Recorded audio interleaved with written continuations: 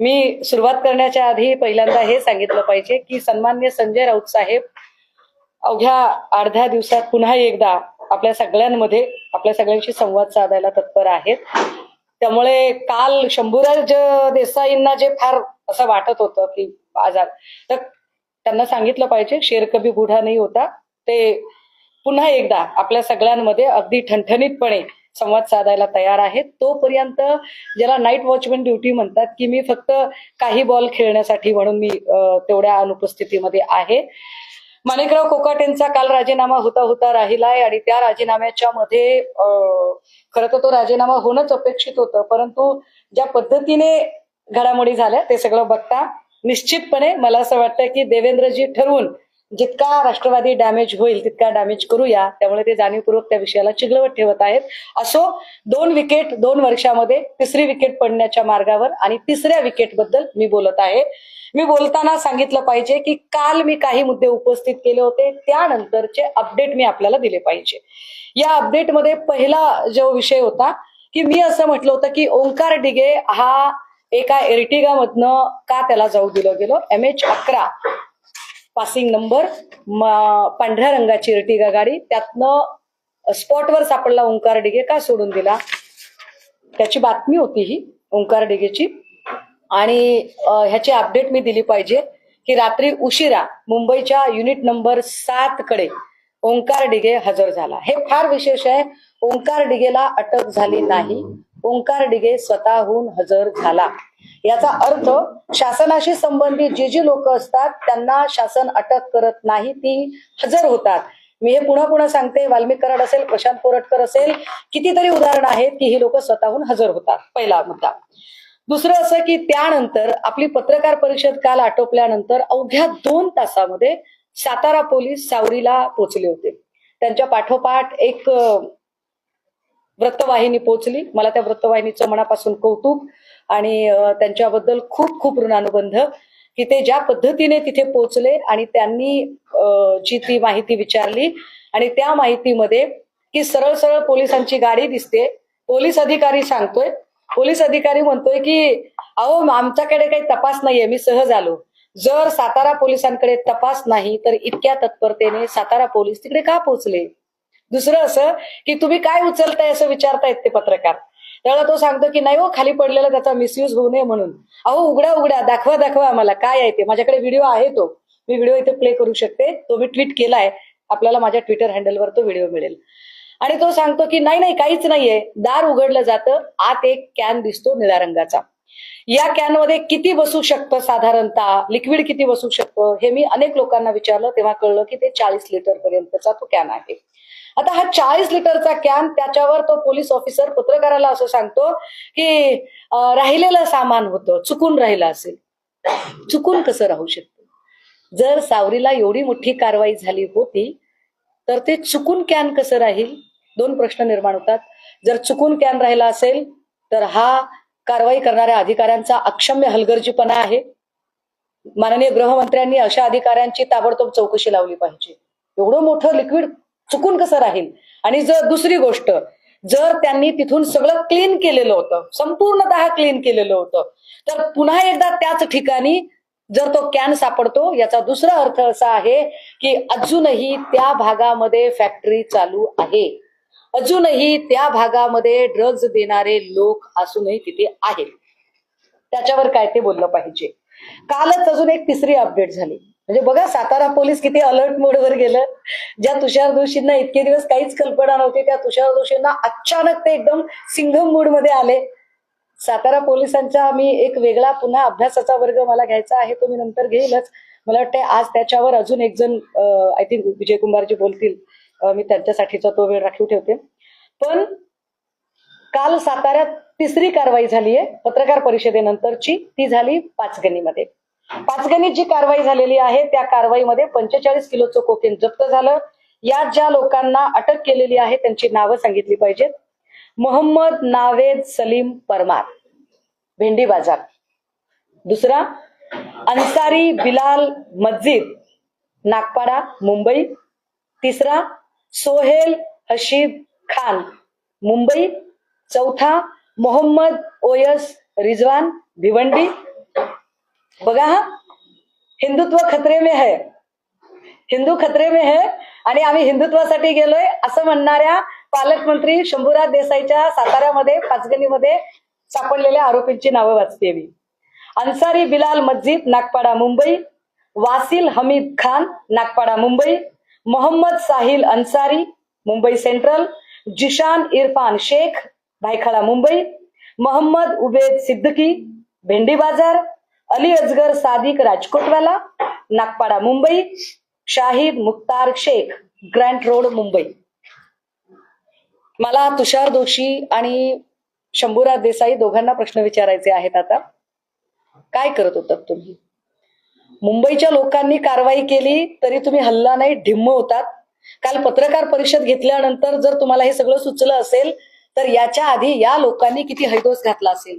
पाचगणी हे पर्यटनाचं ठिकाण आहे, महाराष्ट्रातलं सगळ्यात महत्वाचं, ज्याला मिनी स्वित्झर्लंड म्हटलं जातं. हा मिनी स्वित्झर्लंड जिथे अनेक ठिकाणाहून पर्यटक येतात, अशा ठिकाणी जर ड्रग्जचा आणि कोकेनचा विळखा असेल आणि याची कल्पना जर पालकमंत्र्याला नसेल तर त्याला पालकमंत्री म्हणून घ्यायचा अधिकार आहे का? पालकमंत्र्याला कळलं पाहिजे की राज्यातले अत्यंत महत्वाचं पर्यटन स्थळ माझ्या जिल्ह्यामध्ये येतं आणि मी त्या पर्यटन स्थळाची सुरक्षा बघितली पाहिजे. ज्या अर्थी कोके इतकं सगळं होतंय, शाला कोणी बॉम्ब ब्लास्ट करून गेला तर कळायचं नाही यांना. करतात काय पालकमंत्री? त्याच्यानंतर जे काही काय म्हटले, प्रकाश शिंदे म्हणाले. प्रकाश शिंदे काल माध्यमांशी बोलत होते. खरं तर यांच्या आता सातबारा वगैरे बदलण्याच्या हालचाली चालू झाल्या. बघा प्रवास कुठून कुठपर्यंत सुरू झालाय. बावनकुळेंच्या पोराचा असाच प्रवास होता की ती गाडी त्याची नाही, मग गाडी मित्राची, पण तो बसलेला नाही, मग तो मागच्या सीटवर आला, मागच्या सीटून पुढच्या सीटवर आला. हीच गोष्ट आता इथे होते. आधी प्रकाश शिंदे, तो प्रकाश शिंदे नाही, मग प्रकाश शिंदे हो तोच आहे, मग तोच प्रकाश शिंदे आहे पण ती माझी जागा मी दुसऱ्याला तिथे हॉटेलच नाही, किंवा माझी जागा मी दुसऱ्याला दिली. माध्यमांनी जरा कॅमेरे झूम करावेत, कारण मला हे लाईव्ह दाखवायचं आहे. मला माध्यमांना हे आपण ना याच्यामध्ये बघा, आपण गुगलमध्ये जातो. गुगलमध्ये गेल्यानंतर आपण हॉटेल तेज यश, काय म्हणाले प्रकाश शिंदे की हे हॉटेल नाहीये. पहिली गोष्ट, हे हॉटेल नाहीये. दुसरं काय म्हणतात की हे माझं नाहीये. अरे मीही म्हटलं की ते चालवायला तुम्ही, मी काल म्हटलं की चालवायला तुम्ही रणजित शिंदेला दिलं. रणजित शिंदे म्हटलाय बाबा मला अडकू नका, माझा संबंध नाहीये. बघा आता तू मे काय सुरू झाली ती. आता हॉटेल तेज यश का खोटं बोलले प्रकाश शिंदे? खोटं का बोलले ते की माझं हॉटेल नाहीये? मी जरा दाखवते आपल्याला, लाईव्ह दाखवते. हे हॉटेल तेज यश आहे. आपण गुगलला सर्च केलं, इथे हॉटेल तेज यश आलं. जर ही कमर्शियल प्रॉपर्टी नसेल तर याला रेटिंग कसं येईल? याला रेटिंग आहे 4.8 चा रेटिंग आहे याला. ओके, इकडे डायरेक्शन आहे, व्हॉट्सअप आहे, म्हणजे बुकिंग, ऑनलाईन बुकिंग घेता येते. ठीक आहे, शेअर आहे, वेबसाईट आहे, त्याचा मॅप दाखवलेला आहे रिसॉर्टचा.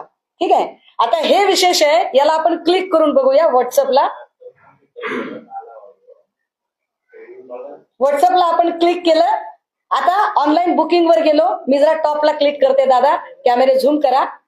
नाव काय आलं बघा दादा, कॅमेरे झूम करा. प्रकाश शिंदे असं नाव येते याच्यावर, Prakash Shinde. Steel Prakash Shinde is owner of that property. Steel Prakash Shinde अजूनही प्रकाश शिंदेच हॉटेल चालवतात, कारण प्रकाश शिंदेचा फोन नंबर आला, प्रकाश शिंदेचं नाव आलं, डायरेक्ट ऑनलाईन बुकिंग वर आलं. आता मी याचा डीपी क्लिक करते. हा डीपी मी क्लिक केला. काय आलं याच्यात? हे हॉटेल तेज यश, त्यांच्या 2 मुलांची नावं. आताही प्रकाश शिंदेना खोटं बोलायचंय. तुम्ही हे डिलीट करू शकता, त्यामुळे मी याची स्क्रीन रेकॉर्डिंग करून ठेवली आहे, कारण तुम्ही हुशार लोक आहात. माझे भाऊ म्हणजे हुशार असतात, काही प्रश्नच नाही. त्यामुळे हुशार भावांची हुशार बहीण, मी याचं स्क्रीन रेकॉर्डिंग केलंय. त्यामुळे आता तुम्हाला हे बदलता येणार नाही. आणि इथलं प्रकाश शिंदे, याच्यातला फोन नंबर कुणाला हवा असेल बघा, काय फोन नंबर आहे? 9423925593.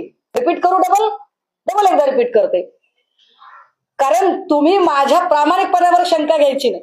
9423925593. मी लॉजिकल बोलतेय, मी प्रामाणिकपणे बोलतेय. मी एका पुराव्यासाठी मेहनत घेते. पुन्हा एकदा सांगते की महाराष्ट्रातल्या 14 कोटी जनतेच्या भविष्याचा विषय आहे. आमची महाराष्ट्रातली पोरं तुम्ही देशोधडीला लावणार आहात का? आणि असा ड्रग्ज मधनं कमावला पैसा मग इलेक्शन मध्ये 22,000ला मत तर सोपी गोष्ट आहे हो. काय 22,000ला मत? 25,000ला पण मत घेऊ शकतात. आता काही प्रश्न शंभूराज देसाईंच्यासाठी.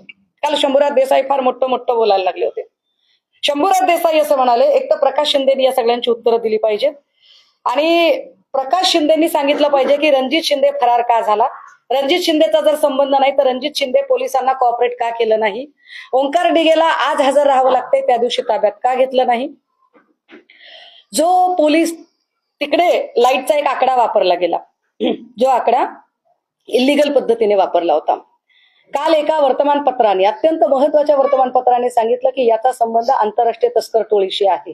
मग आंतरराष्ट्रीय तस्कर टोळी म्हणजे मागच्या वर्षी ललित पाटीलचा जो विषय झाला होता आणि तेव्हाही मी हाच प्रश्न शंभूराज देसाईला विचारला होता की शंभूराज देसाई, तुम्ही पालकमंत्री असताना आणि एक्साईज खातं तुमच्याकडे असताना, ठीक आहे एक्साईजच्या अंतर्गत ड्रग्ज येत नाही पण एक्साईजच्या अंतर्गत बार येतात, पण बारमध्ये ड्रग्ज कुठून येतो हे तुम्हाला कसं कळत नाही. आता पुन्हा मी प्रश्न विचारते की शंभूराज देसाई असं म्हणतायत की नाही त्यांच्यावर मी पाटण कोर्टात केस टाकली आहे. तुमच्या केसला मी घाबरत नाही, त्याला लिगल उत्तरं देईन मी. पण तुमच्या केसमध्ये मी कुठेही जामीन मागितला नाही, मी कुठेही माफी मागितलेली नाही, हे ऑन कॅमेरा सांगितलं पाहिजे. आणि मागणार नाही आयुष्यात. माझ्या पाठीला कणा आहे, रबर नाही. माझे इमान जिवंत आहे.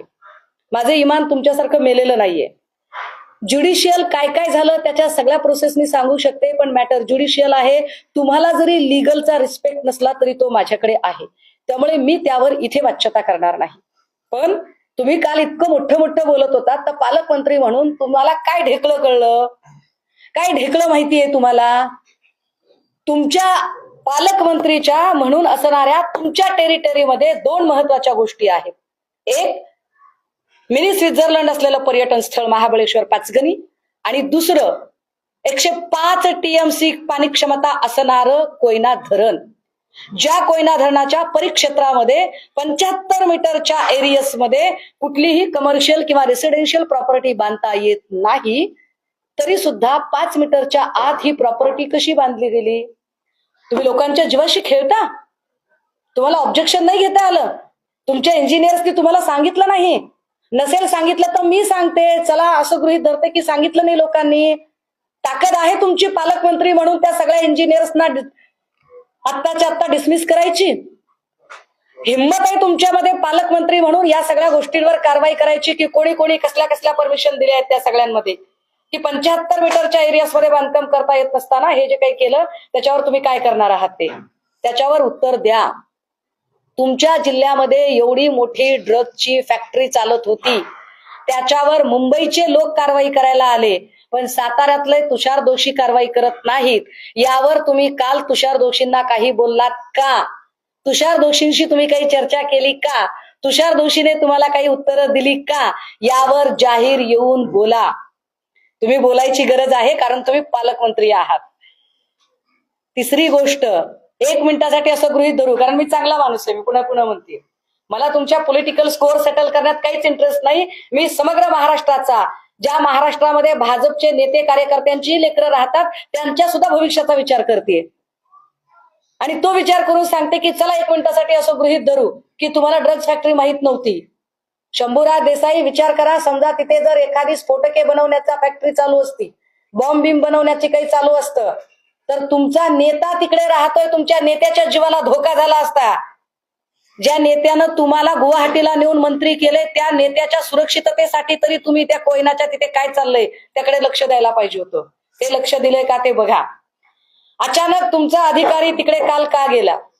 तो अधिकारी सांगतोय की मी नव्हतो, माझा या तपासाशी संबंध नाही. ज्याचा तपासाशी संबंध नाही तो पत्रकार परिषदेनंतर अवघ्या 2 तासात तिकडे का पोहोचला?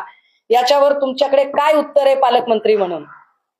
तुम्ही बाकीच्या गोष्टी तुमच्यासाठी, संजय राऊत साहेब, फार पुढची गोष्ट आहे. तुम्ही आधी माझ्याशीच निपटा आणि मी अत्यंत तार्किक विचारलेल्या प्रश्नांची तुम्ही मला उत्तर द्या. आणि मी पुन्हा एकदा पुनरुच्चार करते की होय, मी या राज्याचे उपमुख्यमंत्री सन्माननीय एकनाथ शिंदे यांच्या राजीनाम्याचा पुनरुच्चार करते. त्यांची माझी दुश्मनी नाही. एकनाथ शिंदेंनी माझा बांध कोरलेला नाही, त्यांनी माझ्या केळी नारळीच्या बागा तोडलेल्या नाहीत. एकनाथ शिंदेच्या बद्दल मला सहानुभूती आहे, परंतु माझा सरळ साधा मुद्दा आहे की जर एखाद्या ठिकाणी मंत्रिपदाच्या प्रिव्हिलेजमुळे एखादी व्यक्ती वाचत असेल तर त्यांचे राजीनामे झाले पाहिजेत, असंच आपण म्हणत आलो ना. महाविकास आघाडीच्या लोकांनी हसत हसत राजीनामे दिले. विलासरावजींनी बॉम्बस्फोटानंतर दिला होता, आर पाटील साहेबांनी एका छोट्या स्टेटमेंट नंतर दिलेला होता, अनिल देशमुख साहेबांनी चौकशी चालू असताना दिला होता. त्याने काय फरक पडतोय? आता सुद्धा आपण वाल्मिक कराडच्या निमित्ताने धनंजय मुंडेंचा राजीनामा घेतला होता. पार्थ पवार जिकडे प्रत्यक्ष अजित पवार यांचा संबंध नाही तरी सुद्धा अजित पवारांचा राजीनामा मागितलाच गेला ना. मग प्रकाश शिंदे तर आपले सख्खे भाऊ आहेत, जे आधी प्रकाश शिंदे वेगळाच माणूस आहे अशी स्टोरी चालू होती. आता ते प्रकाश शिंदे जर प्रकाश झोतात आलेले आहेत आणि त्यांच्यावर कारवाई करताना आपण डीसीएम असल्याचा प्रभाव तपास यंत्रणेला प्रभावित करू शकतो असं वाटत असेल आणि आपल्याला खरंच सर्वसामान्यांचं सरकार म्हणून सर्वसामान्यांच्या लेकरांची काळजी असेल तर तो तपास निष्पक्ष पद्धतीने होण्यासाठी आपण काही काळ बाजूला थांबावा. आपली आणि अमित शहाची चांगली ओळख आहे, सगळं निर्दोष झाल्यावर पुन्हा एकदा आपण पदावर बसावं, आमचं काही म्हणणं नाहीये. या सगळ्या संबंधाने माझा पक्ष काय करत आहे हे आता अगदी थोडक्यात. आज खरं तर संसदेचं अधिवेशन आज संध्याकाळपर्यंत किंवा उद्या दुपारपर्यंत वाइंड अप होते आणि त्याच्या काही प्रोसेस असतात, तरी सुद्धा आम्ही संसदेत बोलायला वेळ मागितलेला आहे. माझ्या पक्षाच्या वतीने सन्मान्य खासदार ओमराजे निंबाळकर, सन्मान्य खासदार श्री अरविंदभाई सावंत हे दोघे संसदेमध्ये हा विषय मांडण्यासाठी तत्पर असतील. त्यांना वेळ किती मिळतोय हे फार महत्वाचं. त्यासोबतच दुसरी गोष्ट, माझ्या पक्षाचे खासदार हे केंद्रीय गृहमंत्र्यांना या संबंधाने भेटण्यासाठी वेळ मागितलेला आहे आणि ते त्यांना भेटतील. तिसरी गोष्ट, मी स्वतः राज्यामध्ये राज्यपालांना भेटून या सगळ्या गोष्टींना अवगत करून देणार आहे. माननीय मुख्यमंत्र्यांनी मला वेळ द्यावी, मी माननीय मुख्यमंत्र्यांकडे वेळ मागते.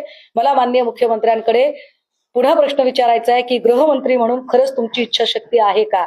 कारण तुमची इच्छाशक्ती जर असेल तर तुम्ही आत्मजी सावंत सारख्या पीआयला, जो बिचारा तिकडे धाड टाकायला गेला होता, तुम्ही त्याला सुद्धा सिक्युरिटी दिली पाहिजे. मला भीती वाटते की आत्मजी सावंतच्या सोबत काही घातपात होऊ नये. मला भीती वाटते ओंकार डिगेच्या सोबत काही घातपात होऊ नये. जरी ओंकार डिगे हा आरोपी असला तरी सुद्धा त्याच्याकडून खूप सारी माहिती मिळण्यासारखी आहे, त्यामुळे त्याच्या सुरक्षेची सुद्धा काळजी घेतली गेली पाहिजे. अगदी त्याच वेळेला राष्ट्रवादी काँग्रेस अजित पवार या पक्षाचा पदाधिकारी विशाल मोरे, ज्याच्यावर पुण्यात कारवाई केली आणि जो आता पोलिसांच्या ताब्यात आहे, त्याच्या सुद्धा सुरक्षेची काळजी घेतली गेली पाहिजे. विशाल मोरेने सेंटेड हुक्का बनवायला सांगितला होता अशी एक माहिती पुढे येते, पण त्याला हे माहित नव्हतं असं तो सांगतोय. पण ही सगळी माणसं, मुंबईहून माणसं पाचगणीमध्ये येऊन राहतात ती कशासाठी, यावर एकदाही जर पर्यटन विभाग बघत नसेल तर हे गंभीर आहे आणि पर्यटन विभागाने हे लक्ष दिलं पाहिजे. किंबहुना पर्यटनासाठी जाणाऱ्या सगळ्या पर्यटकांनी सुद्धा ही गोष्ट अत्यंत गंभीर आहे, जी विचार करण्यासारखी आहे. माझे मुद्दे मांडून संपलेले आहेत. मी जाणीवपूर्वक खूप क्रिस्पी पद्धतीने मांडलं. तुम्हाला काही विचारायचं असेल विचारा.